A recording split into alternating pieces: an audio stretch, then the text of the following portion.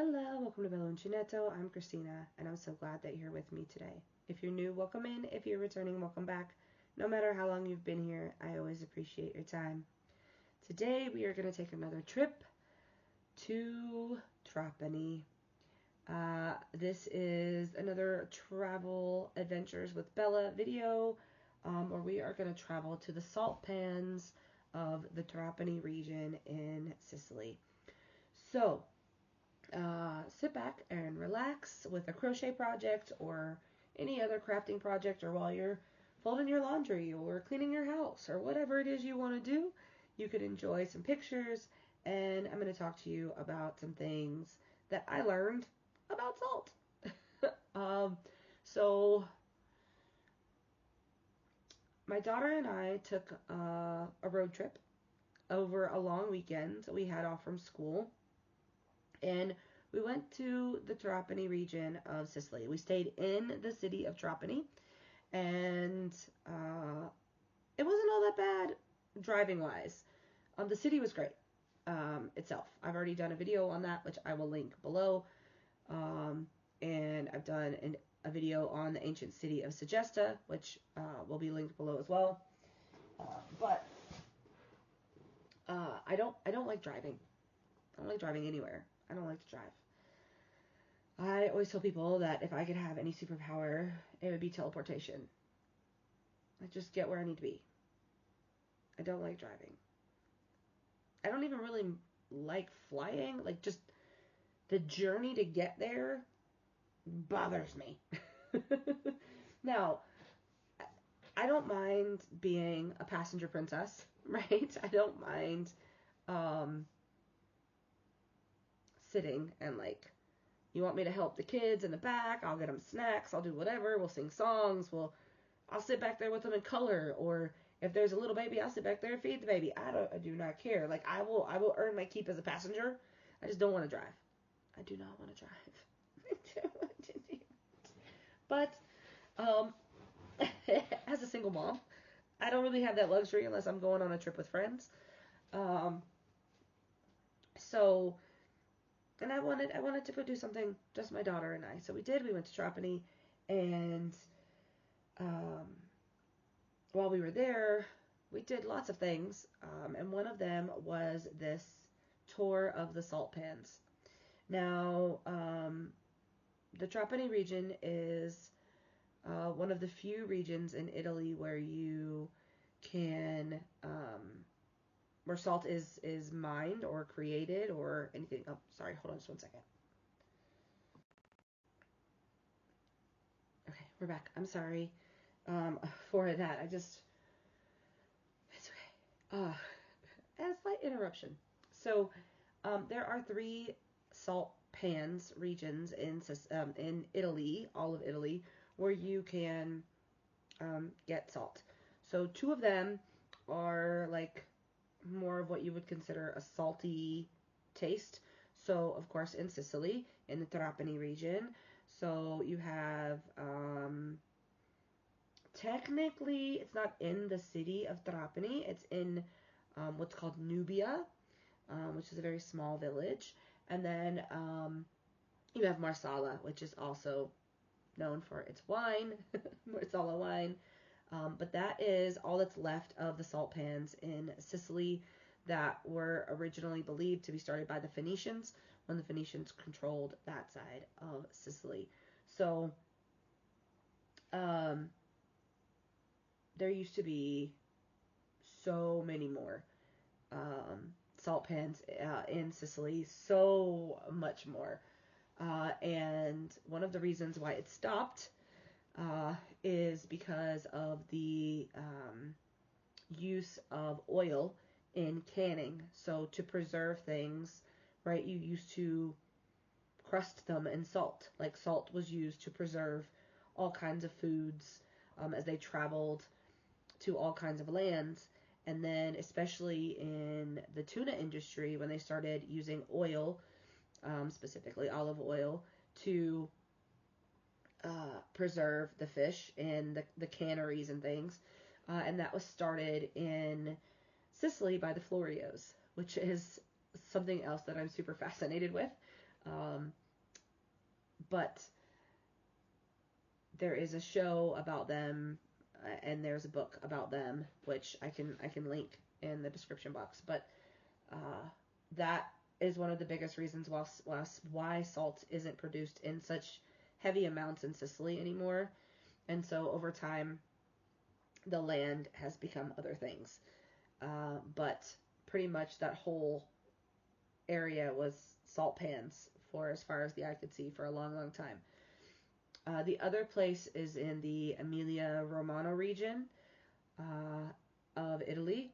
And then the last one, I think it's Cervia. I might be saying that incorrectly. But this is more of a sweet salt. And it is the northernmost region of Sicily where you can get salt.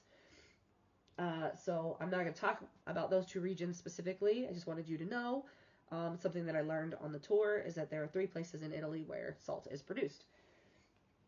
While we were on the tour, we were taken to 3 different salt pans. One of them we just drove past. We did not stop, which kind of frustrated me because I was like, I wanted to see all 3 of them. But they're owned by 3 different families. We did stop on the roadside to see the second one, and that is where we started seeing a lot of flamingos. Flamingos, as you know, love a certain type of shrimp that love a certain type of algae, because that's how the shrimp get their color, right? That's how they turn pink. And the flamingos will eat that shrimp, and they will then turn pink over time, right? So we saw a lot of baby flamingos. We didn't see a lot of full-grown flamingos, but there were lots of them. From what I've been told, many, many more come. Excuse me. Many, many more come as they migrate through. It's a great place to see them, and they love being there.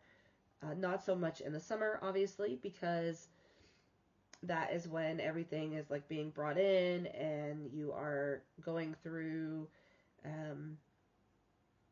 the different processes of the salt. So the way that it was explained to us is in most other parts of the world, a lot of the salt is harvested by machines.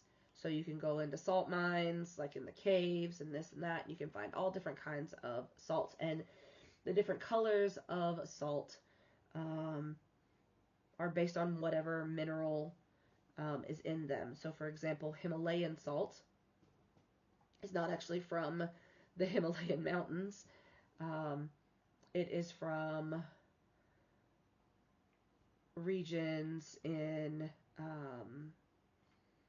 some of the Stan countries like Pakistan and things like that. So I thought that was really interesting to learn that the Himalayan salt was not necessarily from the Himalayan mountains. But every salt has a specific color because of the minerals that are in there. The problem is, because most salt is done by machines, harvested by machines, you have to wash the salt. You have to clean it so that it gets all of the dirt and everything off of the salt. And then the sodium and all of that, the other minerals that may have been in the salt are then chemically added back to the salt. So it is not as simple of a process as I thought it was, getting salt. However, in Sicily, in the Trapani region, so in Trapani and Nubia and Marsala, all along that coast there, the salt is harvested by hand. So they were talking about how all of this is done. So it's done in 3 phases. So the first phase, right, they bring it in from the sea, and then they slowly filter out the water as they bring it into the second phase. and that increases the salinity. So each time you're increasing the salinity multiple, like 10, 15 times over. So essentially you're killing what was in the water. So it won't survive in the water because you're decreasing the amount of water and increasing the amount of salt. And all of this is done in the full sun to help get rid of the water, right? It's going to, and then in the third and final pan, so to speak, that's where nothing can live. It's too salty, right? So in that middle zone, in that middle pan, that's where the algae like to grow, and then the shrimp like to eat the algae, and then the flamingos like to come in and eat. And you can see them where the middle pans are, right? Some of them will be in the first part, but most of them are in that middle pan because that's where the good stuff is. And so then once it's harvested, it is left to essentially cure. And each basket is put on the shoulder of the person who's filling it, and it is scooped by hand. And they were showing us we went into a salt museum, which was on the final set of salt pans that we went to, and they were showing us all of the tools and things that were used for the salt. And because the salt is harvested by hand, it is not washed. There's not really dirt in there. So, it is incredibly salty. But you have over, I think you said 12 or 13 minerals that are naturally occurring in the salt. So he said this is why a lot of people now have to take vitamins and things, because every day as they were eating salt, they were getting the magnesium and the this and the that and all the things that they're supposed to be getting that the body needs. But over time, because you're mass producing this salt and now it has to be clean so there aren't chunks of rock or bits of dirt or oil, heaven forbid, from the machines. Excuse me. In the salt, you have to clean it, and then you have to chemically add all of that. And because it's chemically added, it's not absorbed as well by the body. This is all the things that the tour guide was explaining to us. We also did get to taste the different kinds of salt. So you had the big rock salt, which is used mainly for like salting water and things like that. And then they had the table salt, and which of course you would sprinkle on your food. And then they had salt that was mixed with things. So like I got a rosemary salt, I got a friend of mine a pepperoncini salt, and then I got 4 bags of salt. They were €2 each, and they were like this. I got some rock salt, and they're when I say rock, they're not like gigantic rocks. I mean, they're like little tiny pebbles. And then I got some table salt, and I'm gonna send some to my mom. And I thought that would be, really great to have some Sicilian salt. And then the other bags I'm gonna split with some friends because there's no way I could eat all that. Like, just tasting it, it is so salty. I've never had salt like that. I've never had salt like that in my life. Obviously because I've never had it done that way. But one of the things that I thought was really interesting that the tour guide was explaining to us, and after we finished the tour, we were able to walk out and around the salt pans as the sun set. It was beautiful, and more of those pictures will be popping up. But one of the things that was explained to us is there used to be a counting system that they would use because they didn't really have like pad and paper and all of that, because if you dropped it, well, then it was just in the water and it was ruined, and you didn't have a count of how many baskets you had, and you didn't have a count of how many this, that, or the other. Excuse me. So they use the duodecimal or the dozenal, however you say it. They had an Italian word for it, which I do not remember. But it's essentially counting by 12s. So you would count on all of your knuckles, right? So you have 1, 2, 3, 4, 5, 6, 7, 8, 9, 10, 11, 12, right? And as you count, you would remember where you were. And then they showed us this little counter where there was like these X's, and every X was basically a hand. So that was 12, right? And you would move it down, and then if you moved the peg down to the next X, that was 24, and then if you moved it down again, it was 36, and then if you moved it down again, it was 48, right? So then you could count how many baskets you had. And originally, each basket was, I think he said 30 kilos, but now, of course, there are laws that protect workers, and they can't carry baskets that are that heavy, and they have to have a pad on their shoulder, and all of these different things. But because this is very, very hard work, there are a lot of people that go blind because of it, because of just the brightness of the sun in the water and on the salt, and it's intense work. So they don't work for very long, like the period of time that they work, but it is get it done quickly, and then you're done until you have to get the salt that's been curing. And the way that they do that, when they cure the salt, we saw it in one of the one where that was next to the museum. They had a big mound of salt, and they had these clay tiles, and he was showing us how they used to be done around your leg. So the person who was making the tiles would curve them around their leg. So if they wanted bigger tiles, they would be around their thigh. If they wanted smaller tiles, they'd be around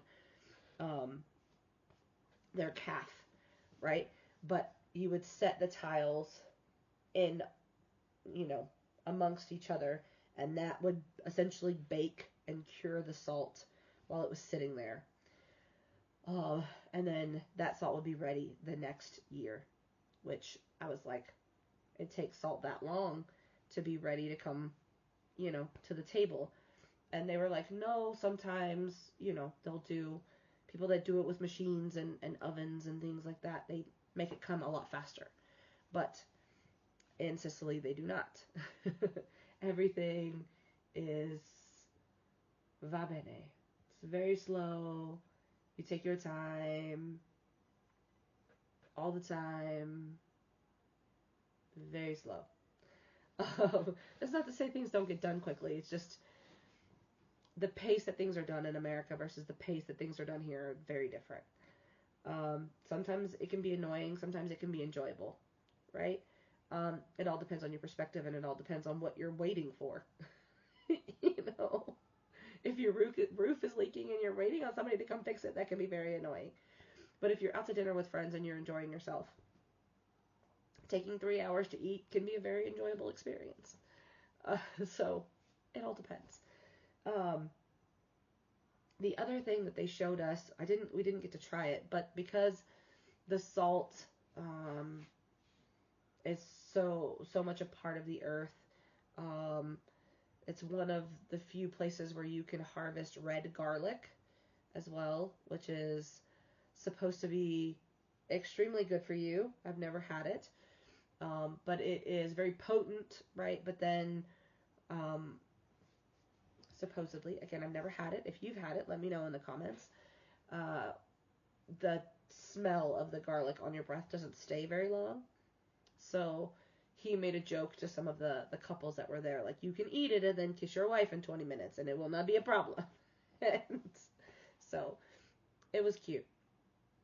But they did have some garlic there for you to purchase. I did not purchase any just because I already had 4 bags of salt and 2 containers of salt. And I mean, we were driving, so it wasn't like I had to fly with any of that. That would have been difficult because the salt was very heavy. But I did want to make sure that I got things for people, gifts for them. And I also didn't want the garlic smelling up my luggage or my car. I know that sounds bad, but I didn't. So we did get to watch the sunset. We did get to see how beautiful it is on the water. And we could see the Egadi Islands from where we were, which will be another video, travel video. Hopefully I can get out to you soon, because my daughter and I did go visit 2 of the islands while we were there. But to be able to see them while you're standing there and see the sunset was very, very beautiful. So I hope you have enjoyed the salt pans of Trapani, and I hope that you have enjoyed traveling Sicily with me, traveling other places with me. If there's anything that you have questions about, let me know. I will do my best to answer them. And if you would like to see more of these videos, let me know. Like I said, I have 2 more places just from our visit to Trapani alone that we went to share videos on. So I'm hoping that I can get those into you very soon. And then we'll see where else I may go and see what comes from that. Coming up on the channel, there's going to be some more yarny content, so stay tuned for that. So I will let you all go, and as always, be well, be safe, and be the change you wish to see in the world, everyone. Ciao bella!